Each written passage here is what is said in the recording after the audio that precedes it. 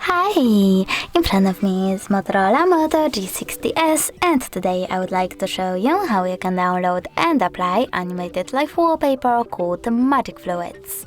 Start by opening Play Store, clicking on the search bar and typing in Magic Fluids. Then download this free app from this developer and tap on Open.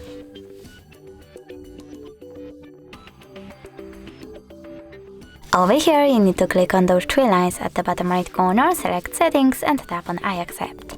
Then adjust all of those options however you wish to. And when you're ready, click at the top right corner and bottom one again. This time though, select Set as Live Wallpaper, click on Set Wallpaper and decide if you wish to apply it on home screen or home screen and lock screen by tapping on one of those options. So now when I go back, I can set my wallpaper has changed. Thanks so much for watching. If you enjoyed this video, leave a like, comment and subscribe. Bye!